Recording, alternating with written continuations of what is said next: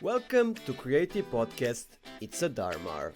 If you didn't know what DarMar means, it means chaos. We'll be talking with some of the best professionals in different creative fields. They'll share their ideas and journeys with us. My name is Darko Markovic, also known as DarMar, and I'll be your host on this creative day. Click the subscribe button, cause I'm like a crazy girlfriend that you know is bad for you, but you keep coming back to.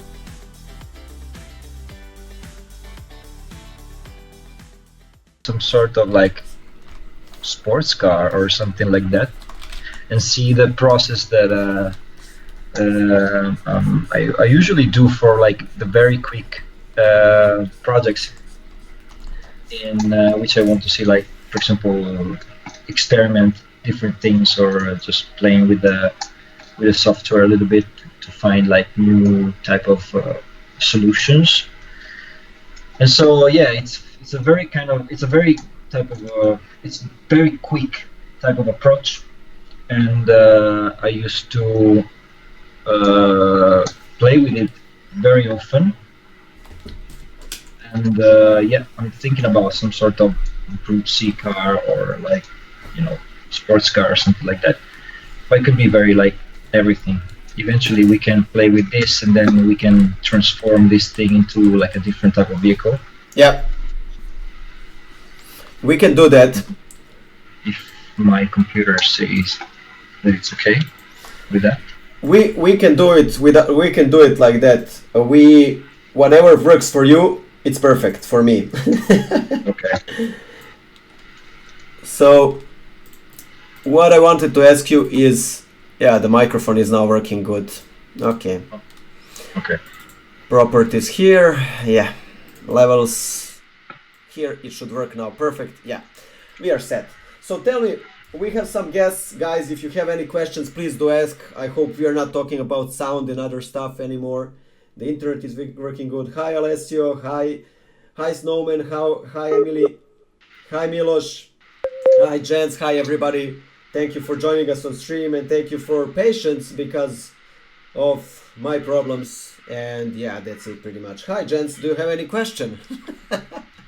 So guys, don't hesitate, please do ask us anything you need.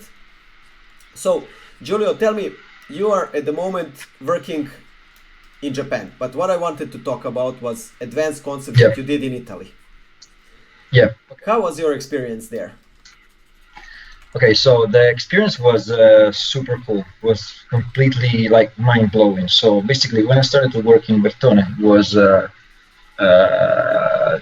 July 2009, and so I had a chat with my previous boss, Mike Robinson, and I said, "Look, we're going to, do something very, very, very, new, very nice, very cool for Geneva. So do some proposal." So basically, when I was like before joining Bertone, actually, I was in a small studio together with him, and I was playing with my computer, and I was imagining this kind of a Lamborghini thing. It was very super wide thing. I was playing alone in this studio, waiting for joining Bertone officially in September. So after 2 months, we started to play with the concept of the Pandion, basically, the Alfa Romeo Pandion, and everybody was doing his own proposal, and then my proposal and a proposal of my friend and colleague at the time, Matteo De Petris. We started to work together to the concept. Oh, nice. And yeah, so it started from there. So we had a very quick time for designing the Pandion, and so we spent from October until February to complete the whole thing, basically. And so it was very quick. Very short amount. 5 months, yeah, 5 months of time. And but it was so cool. It was a beautiful experience, and I will always remember that. And I think probably the best experience in Bertone was the Jaguar B99 for me, because it was more like kind of a pure type of car, Yeah. where every details that you put, it's completely changing the aspect of the car. So probably that was the best experience. Yeah, that project is dope, I The remember Jaguar. it. That project is super dope, I remember it. When it came out, everybody was talking about it. I Yeah, it like was very fun. I like how he smiles. He's like, everybody talked about us. But have you ever always considered yourself you will be working as a advanced design guy, or you wanted to just design cars? Because for me, for example, I never wanted to be a typical car designer that just draws the lines of the car. I always wanted to make something new and cool, and thank God I eventually switched to concept art, even though it wasn't my decision. So I was made to.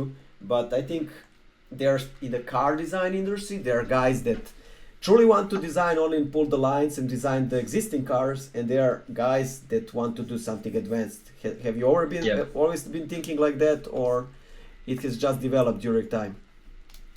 Well, when I was studying, I was really like in love with concept art, and so in my mind, I always had this kind of a satellite of concept art and science fiction, and this kind of crazy world that was always orbiting around my head. Yeah. And so my idea of car design was in a way kind of affected by this. So by science fiction, by concept art, by anime, manga, all these crazy stuff. And so it was not like that type of love that you have for the cars because you love cars and that's it. It's like, okay, I love cars, but I want to see them in a different world, in a different way. You wanna show the future, what future brings. You wanna see it like that. Yeah, I wanted to see I just wanted to explore a different aspect of that, basically, from a different point of view, let's say, a different perspective. Yeah. So that was my aim at that time, and it's still, in a way, it's still the same right now. So sorry, this computer is really going super slow, and it's always like. Don't worry, we are talking, so don't worry, we are talking, so it's not a problem. Yeah. We are talking about cool subjects. So yeah, his internet is again dead because of his computer. Okay, he's back finally. Yeah, your computer has from time to time problem. I'm back, but I'm not. Yeah. You are back in we can hear you, that's a good thing. So tell me, so always an advanced design guy. You always pushed in that direction. You appreciate cars, but you want to see the future. You want to show the future, right? Yeah, in a way, yes, yeah. So when I had the chance to work on the Panion and on the B99, I had that type of opportunity, so to explore the car design from a different perspective, different point of view, and I was very lucky at the time to have this type of opportunity. Yeah. And So I think. sorry for interrupting. What were you saying? Yeah, just keep going. No, don't worry. I was like just talking with my PC. You're talking with your PC. Yeah, I treat it as a pet also. My PC when sometimes it dies, but I'm like, I will buy you a new component. Sometimes I hate it.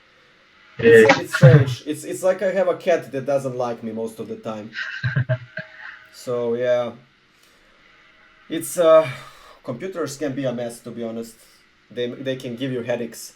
In the company when I worked, whole system crashed, and we were crying, literally crying there because we lost 3 months of work or something like that, and crazy. Yeah, it's not responding anymore. Okay, then. So the computer is completely dead. Yeah, just give me a second. I already just restart AES. Yeah, let's do it.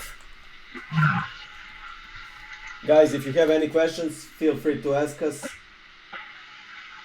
We are online, and on my screen that Giulio can't see what I'm doing, but I'm sketching a car. He'll see on the stream when we Yeah, end. I can see. It's a long. There's a long spoiler down there. You can see.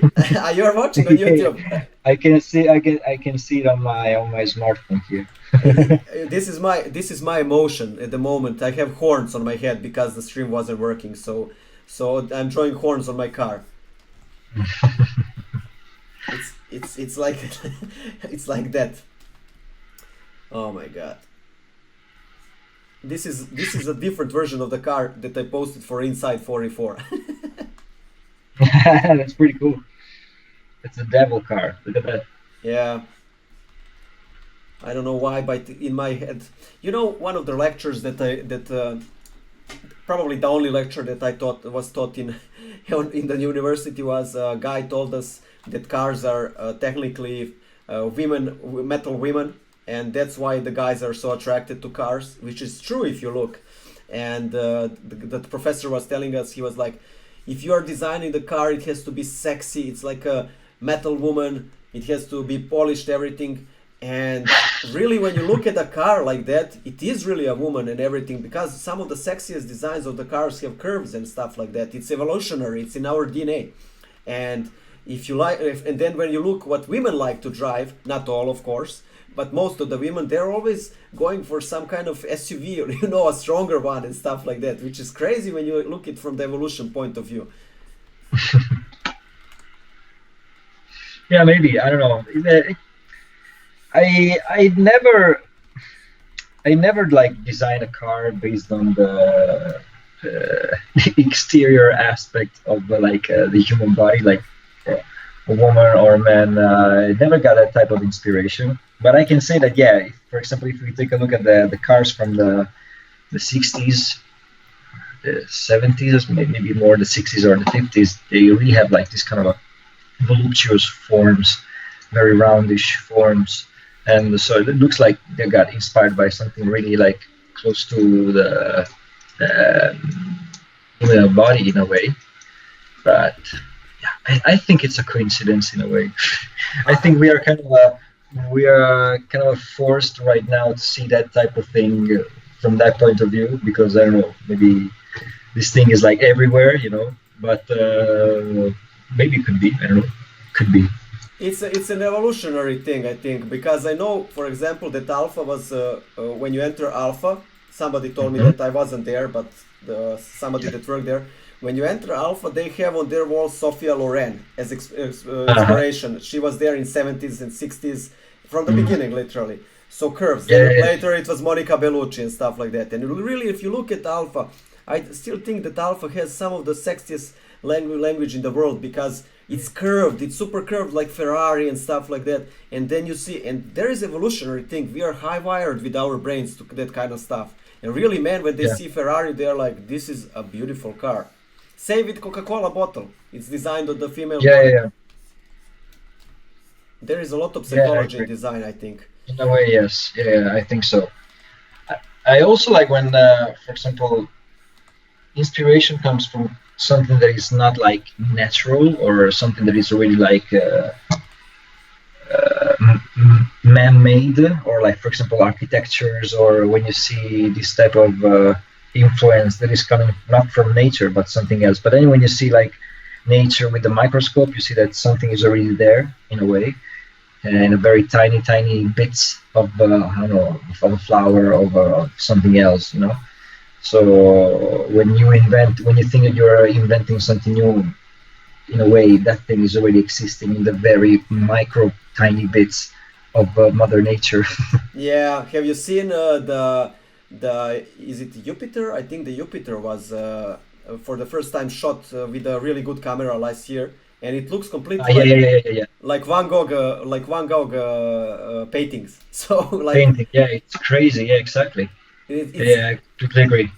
Probably he had some telescope that he never told about to anybody. Yeah, to anybody. Like, okay, I have this secret telescope. We'll keep it for me. That's it. I'm not insane. I have a telescope. Like, so yeah. Oh my god! And that was like, probably maybe he didn't have a telescope, probably, but it just shows how interconnected we are with nature. Yeah. And with all being, which is for me One of the most fascinating things I saw.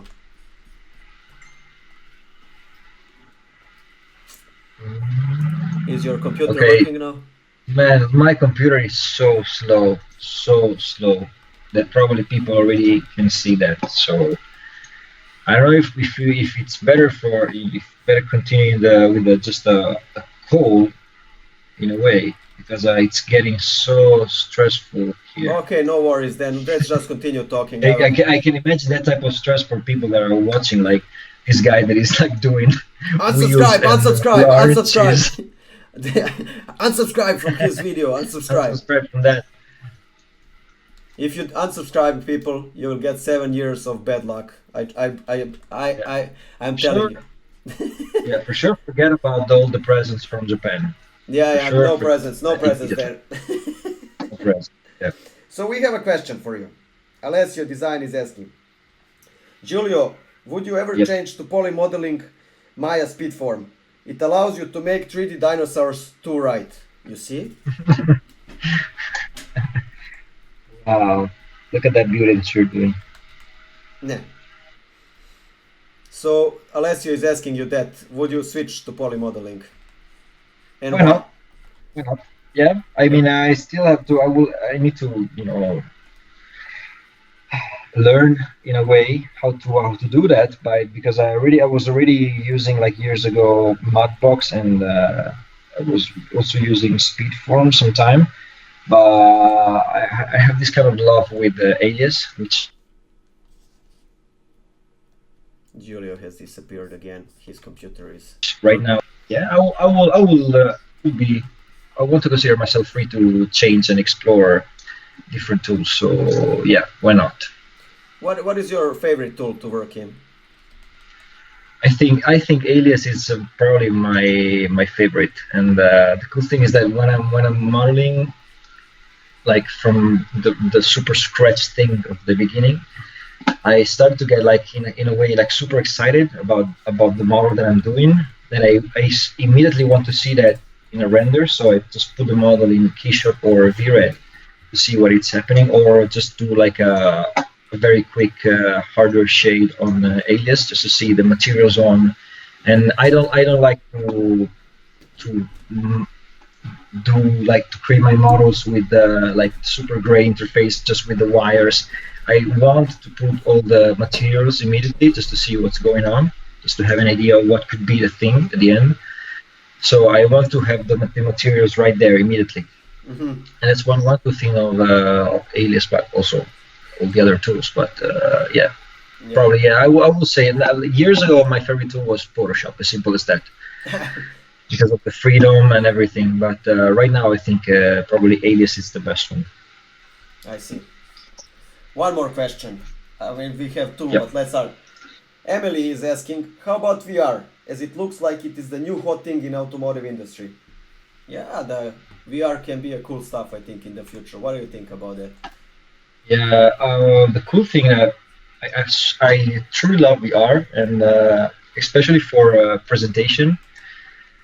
When I was working in Jaguar, 2016 and 17, we were doing like presentation with VR. So the cool thing that, for example, for an interior project, you were just asking for images. Just sit here, take this, put the goggles on, and just wait for a second. Boom, and he was already there inside the new interior that you were just designing, like 2 minutes before. So that was super awesome for you as a designer to do that, to show your work immediately to your manager, to the people that are like working with you, and see the final product immediately.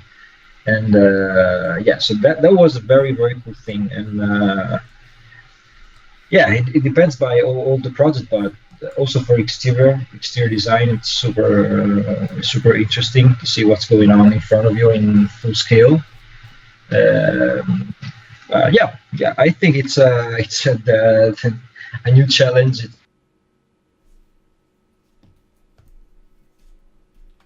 It's daily life right now, in a way. Have you ever done anything in VR, like drone? Because you know that there are new cool applications. When I was in Have you worked with any of those? Yeah, I use some of those, and I think that I saw, for example, I saw people on the internet doing crazy stuff with that, and it's so mesmerizing to see what they're capable of. And if I think about, just to translate that type of approach into car design, it would be super cool. It would be like really the next challenge. And I remember years ago I was looking at the Volkswagen calendar from 2010, 2011, and I remember there was like and he was working he was presenting these beautiful pictures for Volkswagen, like kind of a new scenarios for like Porsche, Bentley, Lamborghini, and stuff like that. And so there was this image of Porsche in which the designer was just drawing the car with the goggles on and this kind of a VR thing, and it was like, wow, this is so cool. This is very like a unique type of image that you can create. And basically now it's happening, so it's not even that new. Also Sydney was doing this kind of stuff back in the 70s and 80s, just portraying situation of the future in a way that at that time was like, wow, this is completely weird, but no, now it's just simply happening. Yeah. So yeah. When I was in on THU, THU is a Trojan horse, was a unicorn. It's a festival on Malta, and they gather concept artists and different fields and so on. There was 1,000 of us or something like that, and they pushed really hard the new Oculus Rift and everything that you can draw in VR. And I was like, this is the future. The main problem that it had was that you couldn't design anything which is clean, because many people don't understand, but car design is very clean profession, so you design very clean stuff. But VR is still not letting you do that. I mean, in ZBrush even for some you can do basic concepts, but I don't know how VR can help me with that. That's from my experience. It looks like it will be big. Of course it will be big. I mean, you sit and you immediately get everything to see how it's gonna look. So I think it's gonna be big, that's for sure. But we shall see where it takes us. I would like to design. I remember I was watching somebody design in the VR, and they finished and they immediately were sitting in the car. For car design, that is insane. Costs so much. Yeah, exactly. Biggest problem with car design, I don't think people even realize how much the cost problems are the problem of car design. Like how many things influence that and that you have to change and so on. That's insane, like from my experience. Yeah. I agree. Yeah.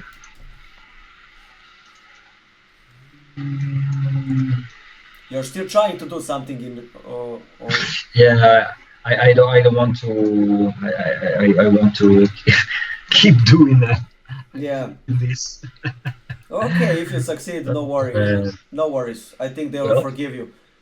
Ask him for presents. Yes, exactly. Just prepare the list, guys.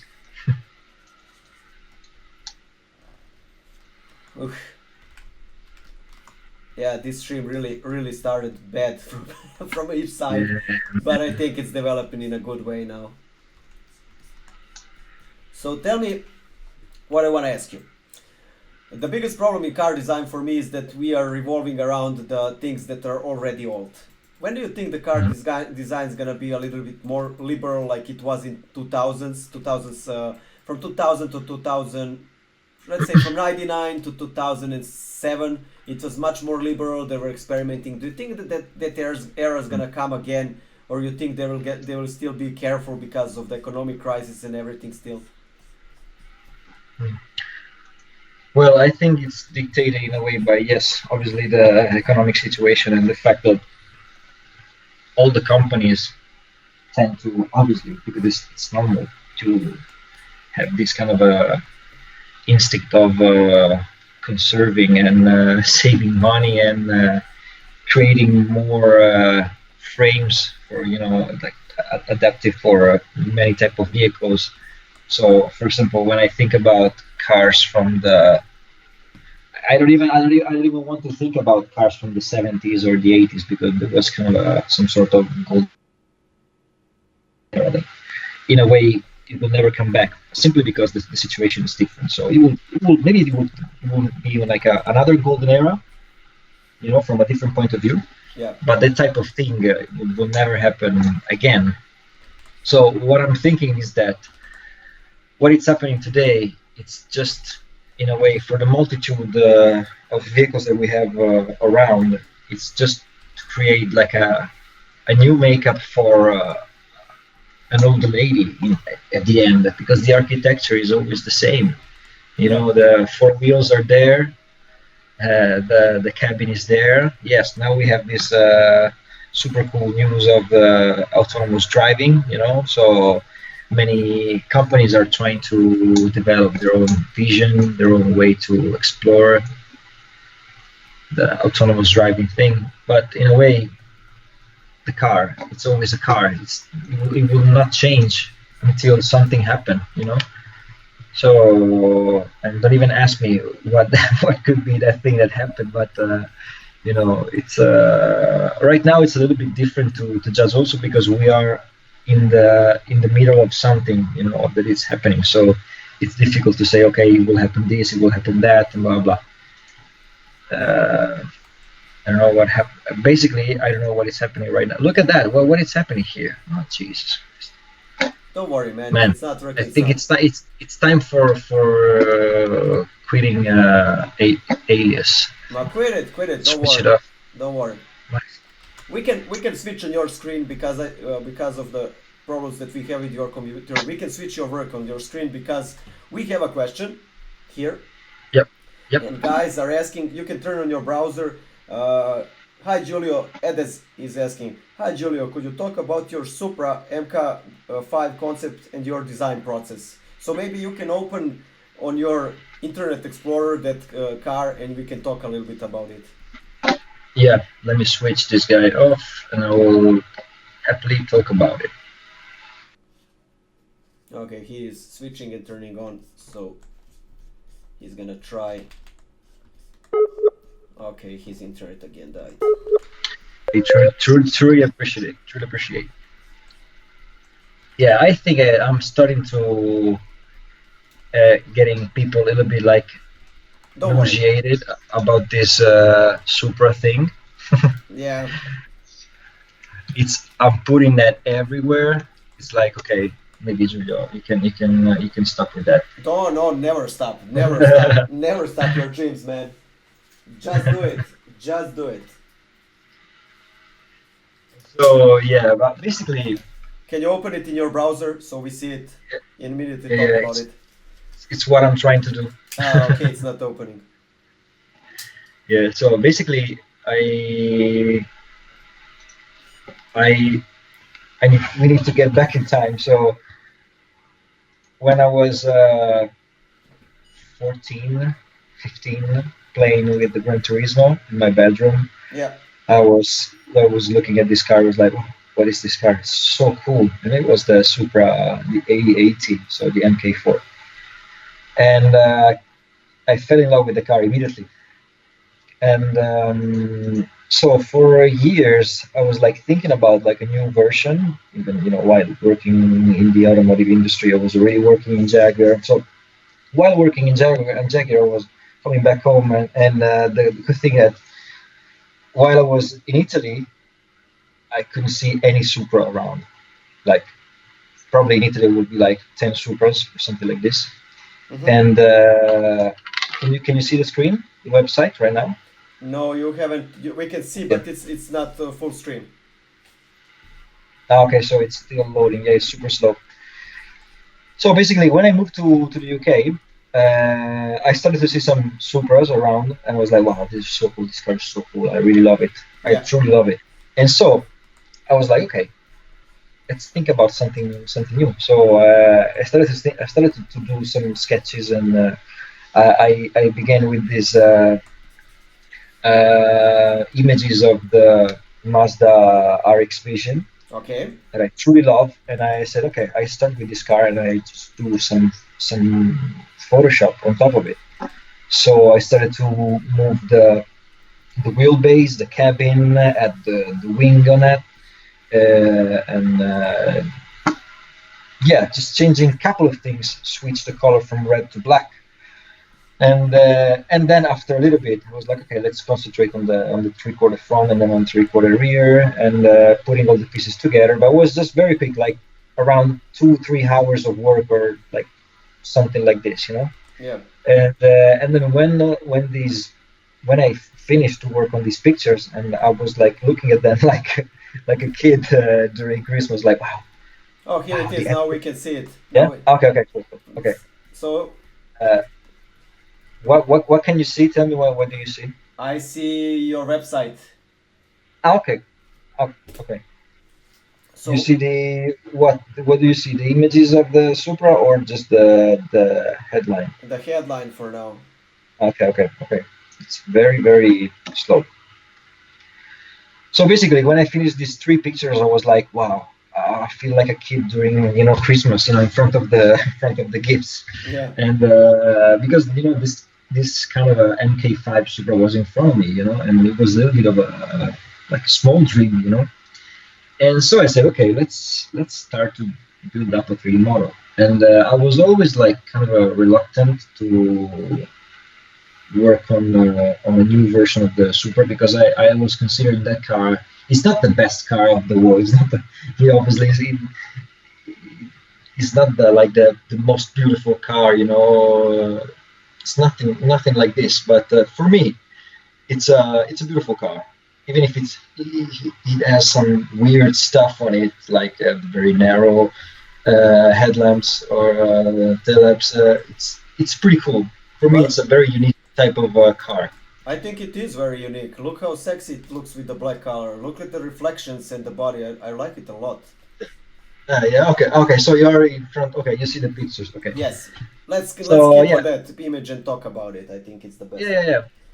So yeah, basically I just started with this kind of a guidelines of the Supra, the main character lines, and then I started to build up in a very skeptical way, build up a 3D model with Alias. And after like some doodles, some sketches, something really like I was like just simply playing with the lines. So not even pretending to do something like cool. I was just really enjoying myself doing something different for a while, because I was always into this kind of crazy concept cars, crazy vehicles, weird stuff going on every time, changing the wheel configurations and do something different. So in a way, I was really focusing on something that was pretty simple in a way, like, okay, a coupe, some sort of GT coupe kind of car. And it was not even anything new. It was just like a remake or like a redesign of a car that was already existing years before. So a car from the 90s. So it wasn't even that type of like super cool task. Okay. But yeah, I was enjoying myself, and I started to build up this 3D model, and the 3D model was like not the best of the best, but I started to see a hint of that into those surfaces. And yeah, I started to clean the model, work on the details, work on the proportion. I was studying every single bit of the Supra, even if I don't have a Supra, but I was like looking all the pictures on the internet. Oh, cool. And also looking at all the like Supras around in Tokyo and in the time in UK. And I was really close to buy a Supra, but then it was not the best time of the world. And so I said, okay, maybe in the future, not right now, and it's not the moment. And so yeah, when I finished the first model, I was like, in a way, very happy. And the response from the people that was like following me on Instagram was very, very nice. So I started to really appreciate everything. I was so happy about that, super happy, like, wow. So the thing that I'm doing, is, it looks like it's being appreciated by, first of all, the MK4 Supra owners. They were like, wow, truly love this car, it's pretty cool, and also from like other designers and other like friends of mine. So I was not really like not pretending to do anything like completely new, because I'm not reinventing the wheel. It's like it's a car. That's it. Yeah. But yeah, in a way, it's in its very simple form, it's been appreciated. So what I'm doing right now is I'm modeling a new version of it, a little bit sexier, let's say, than the previous one, which was a little bit blocky and geometrical in a way. And I'm working on a kit for the LC 500 in my free time. So I'm working on that, and I'm planning to create this body kit on the LC 500 Lexus, which in a way I consider the next Supra.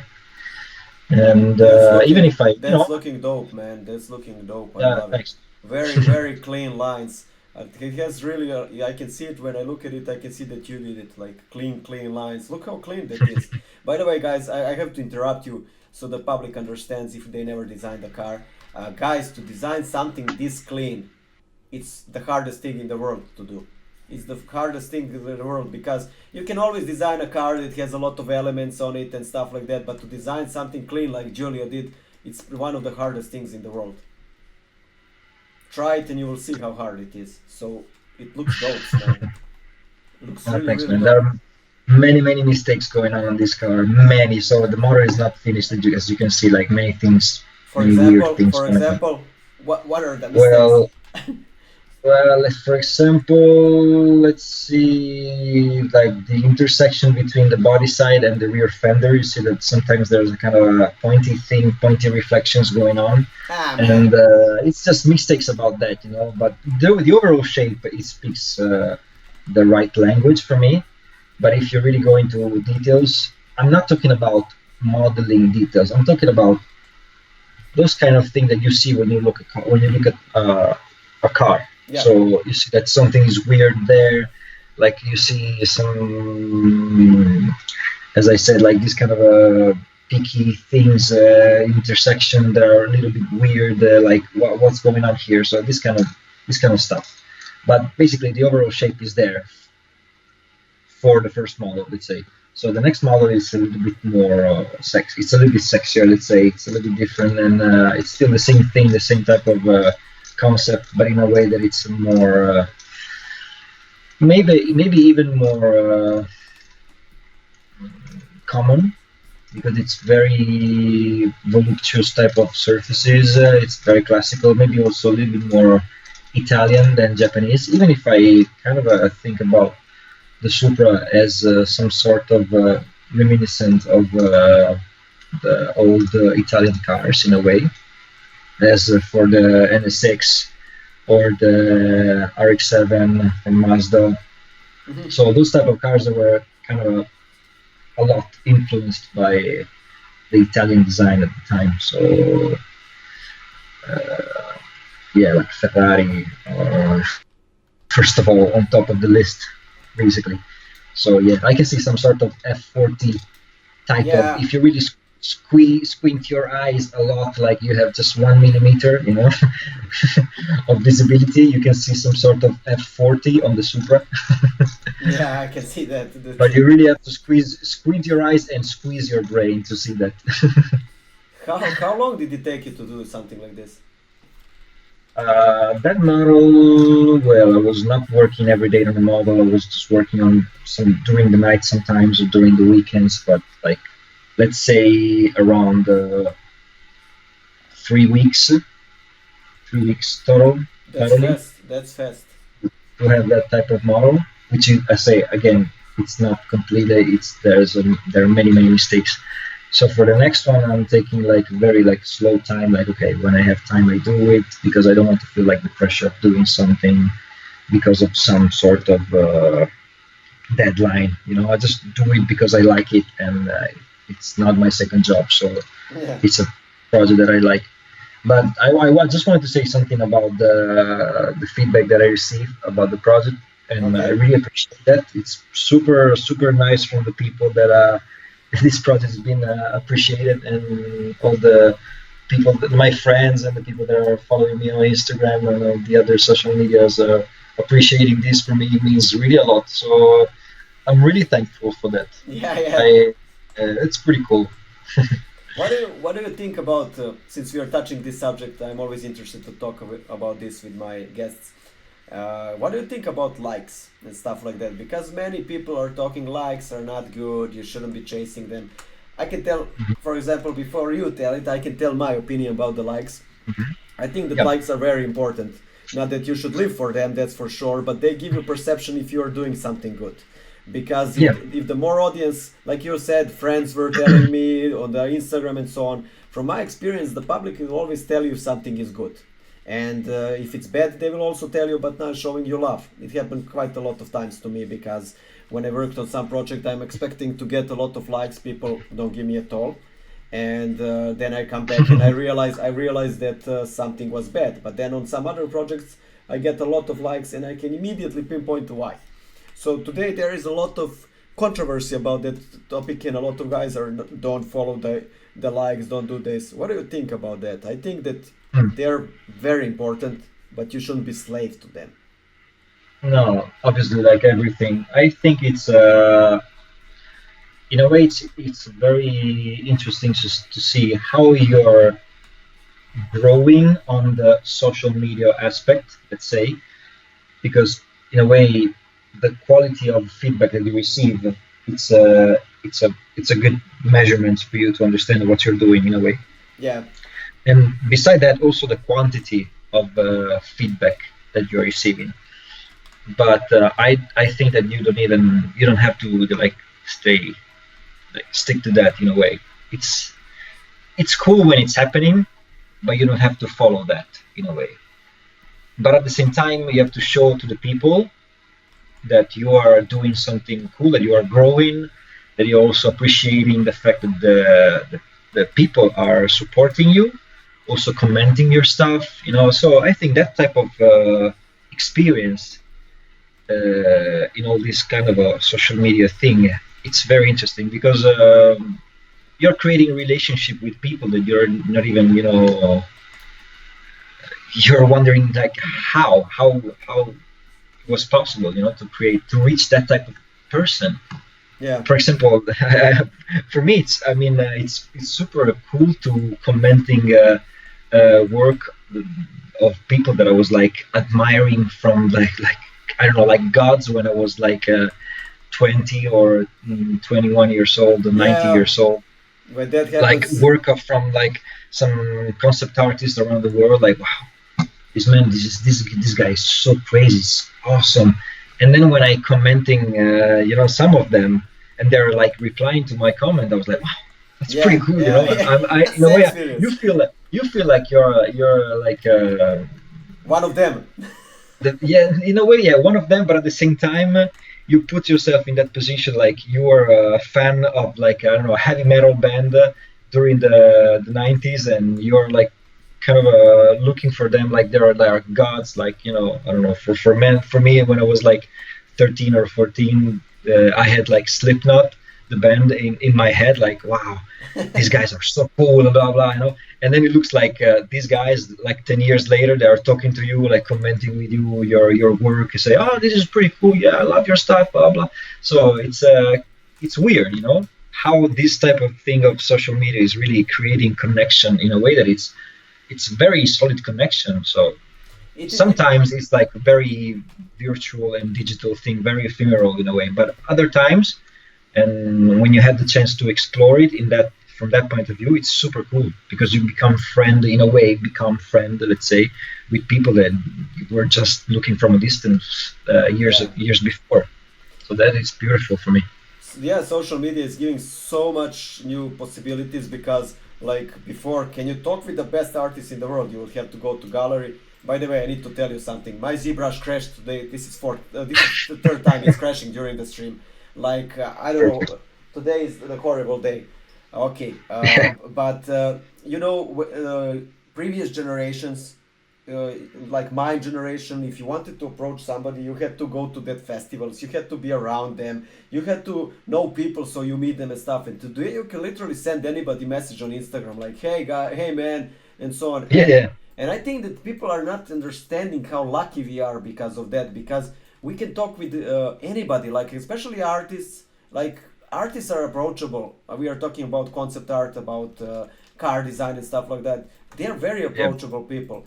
And can you imagine sending a message to Justin Bieber? He would never answer you. And there are some Justin Biebers in concept art that are on his level, and they're responding to your message. And well, like that is insane, you know. Like gods of design are responding to your message. So I don't think new generations are even understanding that. And when we are talking about likes, there is that thing that's happening all around the world, which is for me insane. And that is I'm not gonna do hard work, but you have to respect me, and I have to be positioned high. That our generation, I'm sure your or mine, didn't have that. I think you're older a little bit than me, but that didn't. I'm from '86. Hey, yeah, you are 1 year older, man. You are 1 year older. Too old for me. I'm joking, but our generations, if you wanted to prove to yourself, you had to work hard. And today people are like asking to be like, I'm myself and I want to have the glory. For me, in my head, it doesn't work like that. So talking about likes and stuff like that, anything in this world you need to earn. It's the way it works. You need to work hard and to get somewhere. And I don't think the new generations understand that. Work hard and you will get the payoff at the end. That's my experience, and I guarantee to everybody that hard work does pay off. But there is also that thing that you said, you will always be judged. And that's completely true. People will always judge you as a designer. There is you can't avoid it. The harder skin you get, the faster you will develop, because you will be able to show more of yourself, you will be able to accept the comments, you will be able to evolve and so on. So guys, don't hide yourself when you're doing something, and don't get discouraged if you're kicked out of anywhere, because I was kicked so many times, like go home. But that's the way of processing in design. So what are you now showing us on the screen? By the way, we have one more question. Konstantin is asking, what can you tell us about design after you made 30 plus years? Companies are less interested. He is doing this on purpose, I'm sure, because we are old. Companies are less interested in engaging you compared to people of 20 plus years. You want to answer that first? You go first. Yeah, I will talk about that. I'm curious. What I'm gonna say? Yeah, nobody wants me. See, I will tell you honestly, nobody wants me since I entered 30s. Not that they wanted me before, but now I can use that as an excuse. When I was 20, everybody wanted me, especially women. Now nobody cares about me. That's how it goes. Also in design. Of course, I'm joking when I say all of this. I think that the older you get, the more experience you have. 30 is a very young age for design, and to be successful in design at 30, I know there are some kids that are at 20 successful, but to be really good at something, it takes time, and 30 is very young age. And companies, for my experience, I have my company for myself and they hire me for projects.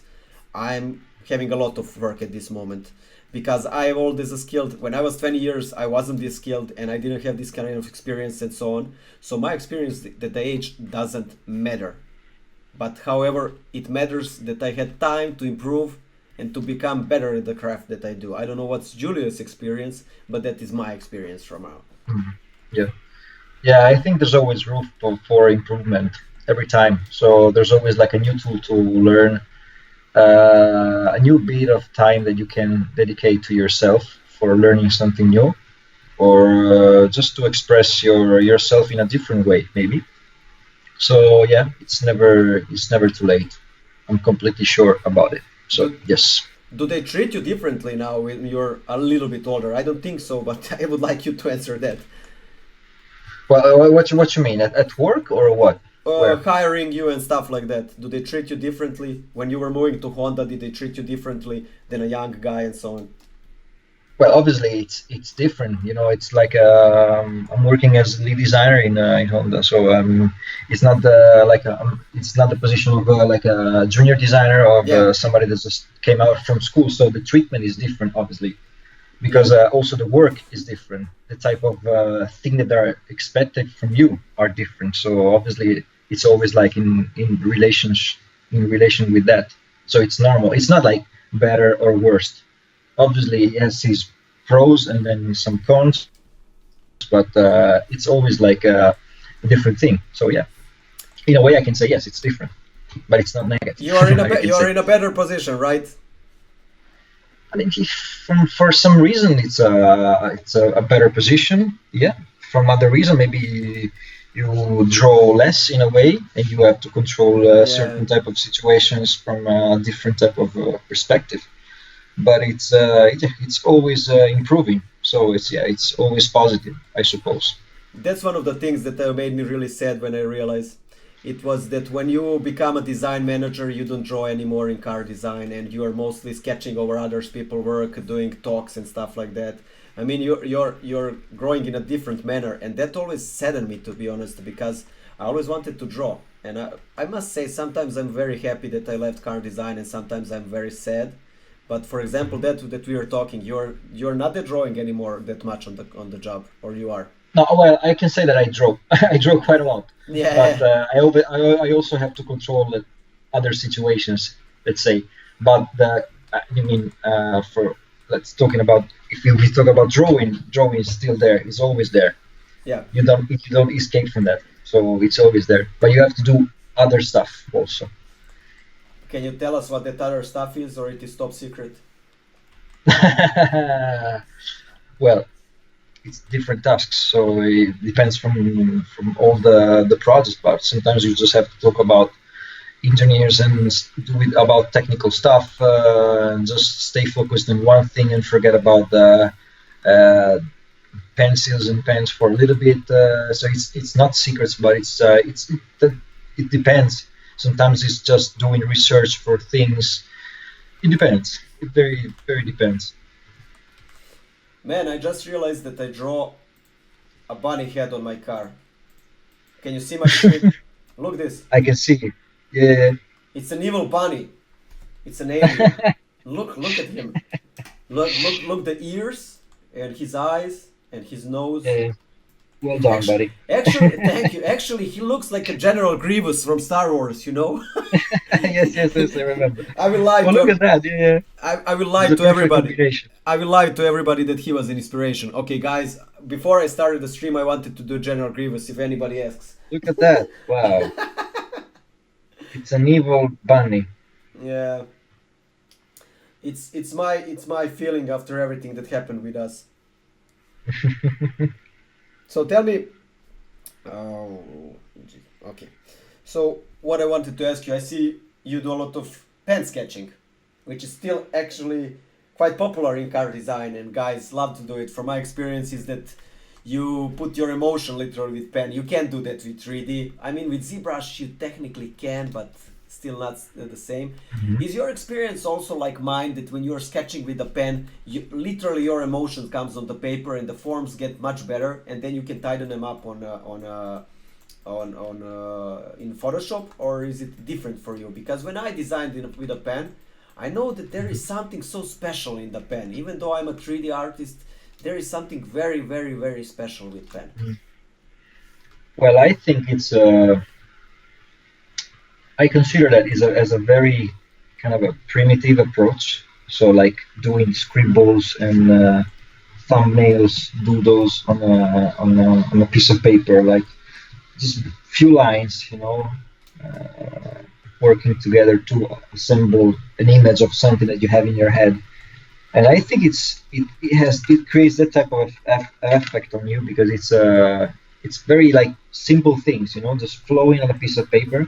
And especially when you talk about, for example, small like pictures, like for example, let's say here in the sketchbook thing, like this. I don't know if you see those like small dinosaurs. These pictures are all very, very small, like 6, 7 centimeters, 8 centimeters, 9 centimeters. So very tiny things.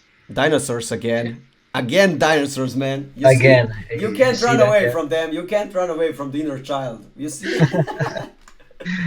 So they are very small. By a Tyrannosaurus Rex in the future, I'm sure. Yeah, I like that sketch. That sketch where he is running down. He looks like he's hunting for something. Yeah.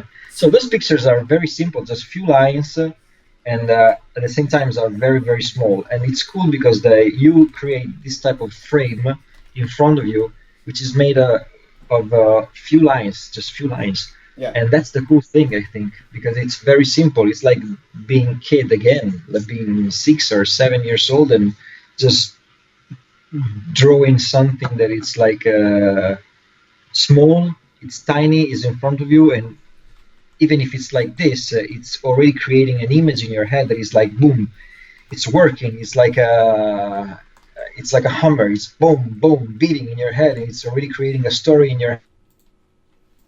And then you start to do something else, something different. Another dinosaur's there, another car there, another motorcycle's there. It's like creating storyboards of something that is bigger.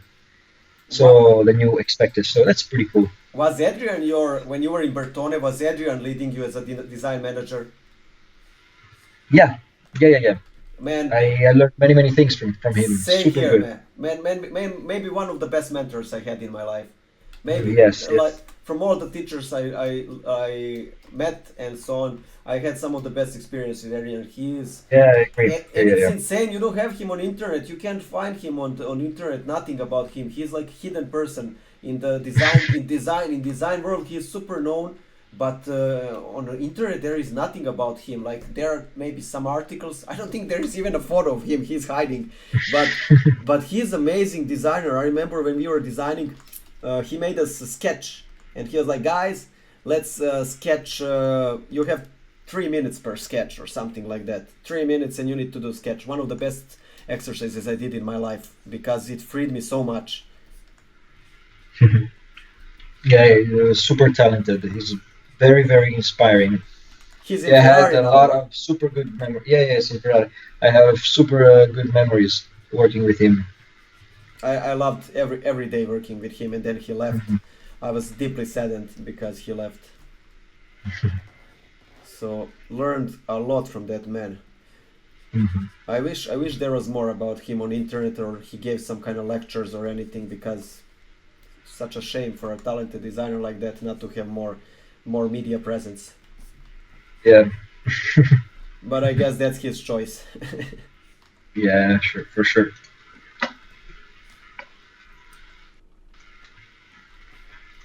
I'm opening stuff randomly from my website. We can see it. For example, that car I adore. That's one of the best work from you that I love. Like that car, look at the sleek lines, guys. Look at that shoulder on it, how sexy it is. Look how it blends with cockpit. It's ridiculous. Ridiculous, like. Great work. Thanks, man. When did you do this? So this was 2015, early 15, if I remember well. It was before joining Jaguar Advanced Design. It was around February, March, something like this. And I was playing with this 3D model at home. And it was a very quick experiment. I just did a few pictures with Photoshop, some doodles, and then started to work immediately on alias, and it was very quick, like a couple of days of alias, not even, maybe even less, I don't remember. Let's see what I written here. 2 days of 3D model, yes, it was about 2 days with alias, and then I did some renders with Keyshot. Guys, for alias, that is super fast. That's like super fast for alias, like. Well, you see, like there are many mistakes around, but yeah, it was just an experiment for me. As I said, it's alias for me is just a tool. Yeah. So also like paintings, you can see, you can define mistakes everywhere at the end, but it depends. I mean, sometimes also mistakes are an interesting key to see things from a different perspective. So. Do you believe in happy accidents? Absolutely, yes. Yeah, for sure. For example, when I work with alias, that thing is happening constantly. I do something and I'm like, oh, no, what is this? And then, it's pretty cool. Yeah, same experience here. But many teachers that taught us, they were like, you can't have that kind of mistakes. That's my experience that they taught us, and they were always like, you should avoid that. You should always know what you're doing. But I mean, if you don't get lost, you will never find your true path. So it's same in design. Like you need to lose control a little bit. Yeah, that's true. Completely true. I agree. And what is that? That's the craft. What kind of craft? Yeah, I call it aerocopter. It's a mix between an airplane and a helicopter. And I was working on that when I was in Bertone in 2013. We started the project actually 2 years before, but it took like 2 years to complete the project. And I was doing the design of this thing. I was basically doing also the 3D modeling of this. Yeah. And we were working together with Augusta Weston at the time. So I was working closely with engineers, with aerodynamic engineers, and all the other people, around this project. It was super cool. Many people involved, and the goal was very, very high. So we started this project as some sort of technology demonstrator. So to play with something different, play with a different architecture, and combine different elements to propose something that was completely unusual and different. And it was super awesome project, really awesome. It was the full-scale model, working model. So it was the maiden flight in 2012. So this is like in drone configuration. And it's flying. It's functional one. It's really working, and it was really produced. Yeah, it was produced as a prototype, so it was not like in production. Nice, I didn't know that. But so at the time we were developing these two configurations, one with the cabin, with the cockpit, and the other one was like just like a drone, like this. And so you have these two tilting rotors for vertical takeoff and landing. And it was like reaching the speed of around 520 kilometers per hour, something like that. And this was the presentation in Paris, Le Bourget. That is it was nice. A very beautiful, so beautiful project. Very nice, interesting project. That was basically, for me, was the very first time, beside the Pandion, the very first time that I started to see the combination between the concept art and, let's say, transportation design together. So for me, drawing this was very close to like draw I don't know, like a spaceship or an aircraft for I don't know, a movie for I don't know, that type of approach in a way. That is insane. Like, guys, to have produced like something like this, that is insane, because it's on a different totally level, because it's totally different when you have a production thing and you have something that's just in game or concept art, or it's insane. It's insane. Yeah, it's very different from the daily life. That was a very lucky project. Was it hard talking with engineers and working with them, or was it natural for you? No, it was. I have to say that for some reason it was even more interesting to work with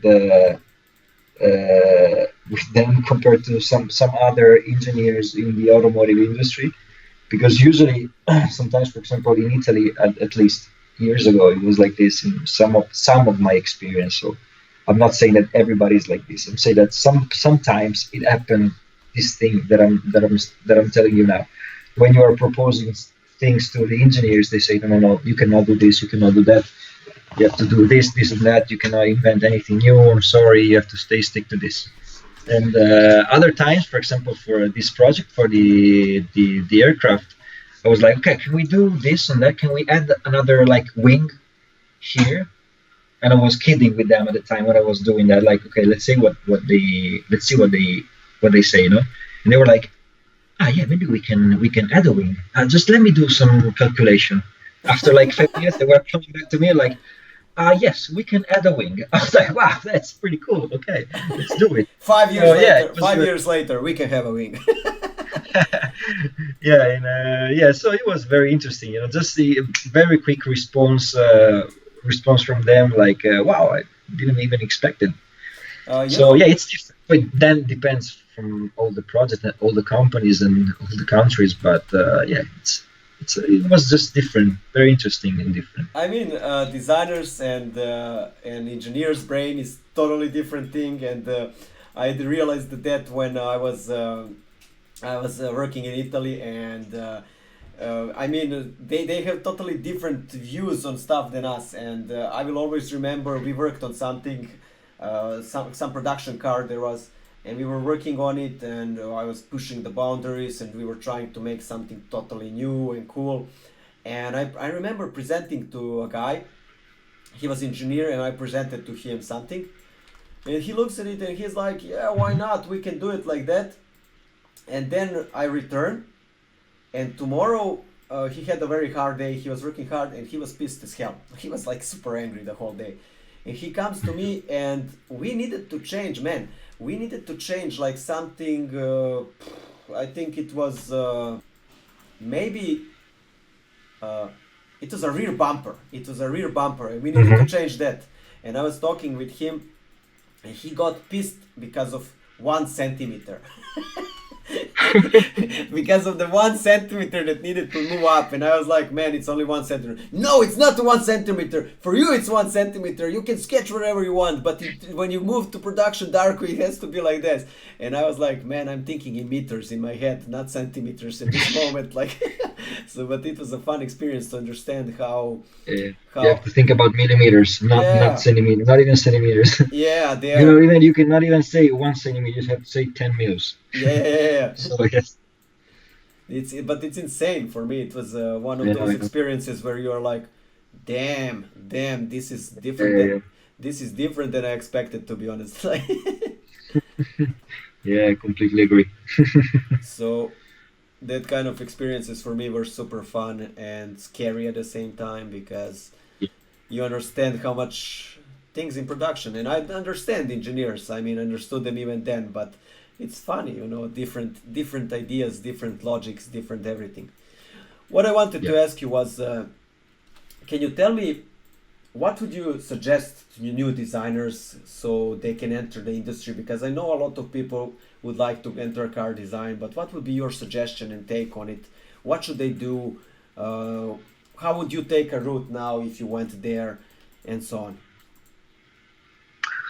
Well, I will say that it's a very commonplace, but if you want to do one thing in your life, just push on the gas for doing that. As simple as that. Then find the right school, first of all. And since we have a very, like a huge range of opportunities to see and to look for the right thing to choose, to pick, you know, the right school to pick, the right city where to live, and you know, and so on. A very good research is the very base for everything nowadays. So find the right school, and first of all, understand if you really want to do cars, and specifically, I don't know, if you want to do like just to explore the transportation range. So if you want to focus on just cars, or bikes, or motorcycles, or different type of vehicles, you know, or if you talk about cars, for example, just interior or exterior design, and which type of the designer you want to become in a way. So it's not very, it doesn't have to be a very clear answer, I would say, because it's not super clear at the beginning. You just know that you want to follow a direction, you know, and you know maybe how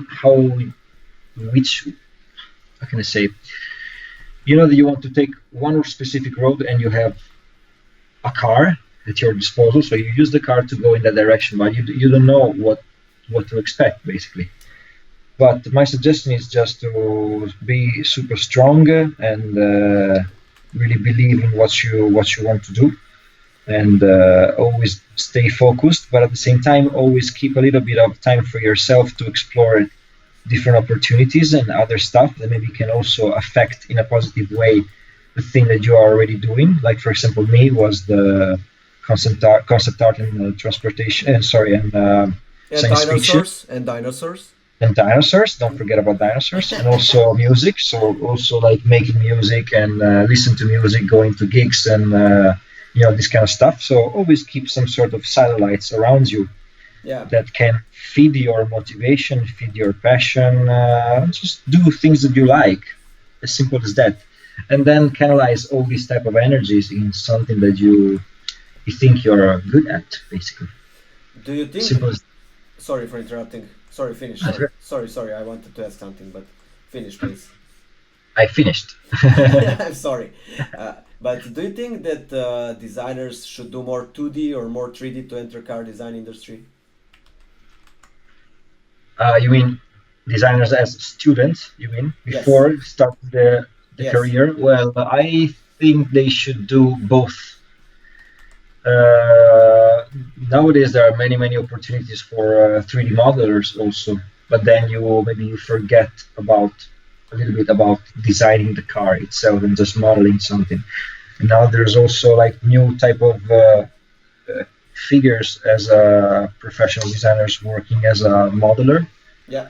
So they're doing kind of both, and they're mainly working with alias. But I will say that you should focus on both of them, as simple as that, and do not take alias or rhinoceros or other type of 3D softwares as like something that is, I don't know, sad, something that is just gray, very sad for the interface. Just consider them as a tool, like you would consider a brush on Photoshop, as I said previously. Just consider them as a tool and just work with them as you want, as you wish. And so yeah, I would say use both of them. Don't forget about just keep a good hand on hand sketching. So always push yourself to explore new solutions and work on proportions, understand perspective, and all this type of thing that are working together for creating something that is good. Yeah. At the end, not only for your eyes. So it doesn't have to be like the common beauty, but it has to be interesting. It has to be different in a way. I see. We are finishing soon, guys. If you have some questions, we would gladly like to answer. Giulio has been answering some great questions. We apologize one more time for the stream. The next one, I hope that we won't have these kind of problems. But so, if you have any apologies questions, for the very slow connection here. yeah, never mind. But if you have some kind of problem, if you have not problem, sorry, if you have some kind of questions, please do let us know, because we are finishing. We are finishing here soon. 2 hours are past, and I hope that you enjoyed what we talked about. I hope too. Yeah, I'm sure they liked it at the end. I mean, it happens. It happens. What can we do? It's not our fault. It's the operators in Japan. We'll sue them. And I have one more question to ask you, and that is, where are you? What is your next move? Where do you see yourself? Will you leave Japan or will you stay there? What's Well, so far I'm enjoying my life here. I'm enjoying my work at Honda. I truly love this company since I was a kid. So it's for me it's beautiful to be here. So nice to be here, and to meet like people that work on the S2000 or the NSX. It's a fantastic dream for me. So yeah, it's for now I consider this as a very good opportunity for me. And also beside this, I truly love Tokyo and Japan. They're so beautiful, and yeah. So staying there. Very, yeah, I'm staying here so far because I love what is happening so far. So it's beautiful. Good to know that. I hope that you are enjoying. I can see actually that you are enjoying there, and I'm glad to hear that. How was it for you when you came as a foreigner there? Well, I came here the first time 3.5 years ago for a holiday with my wife. Oh, nice. And at the time we said, wow, this place is so beautiful. It's so cool, especially Tokyo. We simply fell in love with Tokyo. And we said, no, in the future we have to come here and live here. Boom. A year and a half later, we were living here already. Nice. So yeah. Is your wife also a designer, or she does something different? Yeah, she's a car designer too. Also We car were working together in the past. Yeah, yes. I didn't know that. Oh my god, that's awesome. Awesome. Yeah. So we have one more question. The good thing. Okay, sorry. No. Sorry, finish.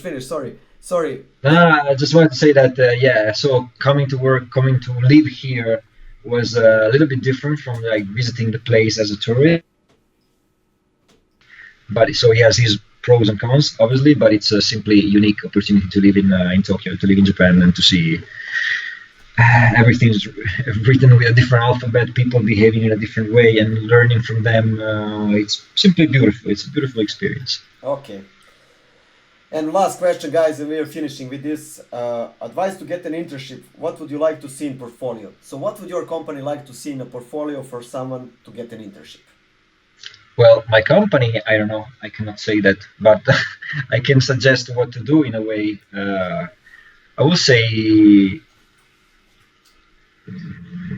express your true potential in your portfolio. Don't believe, at least this is what I think, don't believe in, to be super like compressed, like to have like a portfolio of 5 pages, or to have like a resume of 1 page.